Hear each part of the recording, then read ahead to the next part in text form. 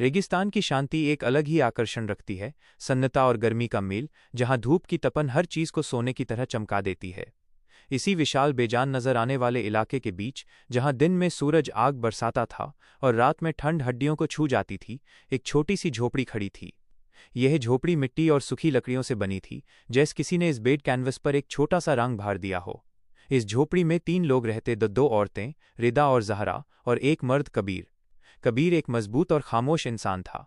उसकी आंखों में गहरा विश्वास और एक अजीब सी सुकून था, जो रेगिस्तान के मुसाफिर में होना मुश्किल था। वह इस झोपड़ी का स्तंभ था, जो हमेशा जरूरतों को पूरा करता था। रिदा उसकी पहली पत्नी थी। उसका चेहरा कोमल था और उसकी मुस्कुराहट में मिश्री जैसी मिठास थी। उसके हाथ हमेशा काम में लाग रहते, झोपड़ी को घर की तरह सावरे रखना, खाना बनाना और छत पर बिछी मिट्टी को गीला करते रहना। उसका प्रेम एक शांत नदी की तरह था, गहरा, स्थिर और हमेशा बहता हुआ। और फिर थी जहरा। जहरा का व्यक्तित्व रिदा से बिल्कुल अलग था। वह तेज, चंचल और आग की तरह प्रबल थी। उसकी आंखों में रेगिस्तान की बेपरवाह आज़ादी झलकती थी। वह कूड़ी कूड़ी बातों में मजा लेती और उसकी हंसी रेगिस्तान की खामोशी को तोड़ देती थी। उसका प्रेम एक तेज हवा की तरह था, जो कभी कभी मुश्किल होता था, पर हमेशा दिल को छू जाता था।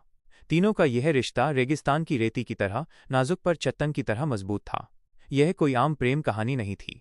यह बहुविवाह पॉलीगमी का रिश्ता था, जहां कबीर का दिल 2 अलग अलग औरतों के बीच समान रूप से बट चुका था और दोनों औरतों ने अस प्रेम को स्वीकार कर लिया था। Serene white shot of a small rustic mud and dried wood hut nestled amidst vast golden sandy desert dunes. Outside the hut, Kabir stands tall, wearing a sandy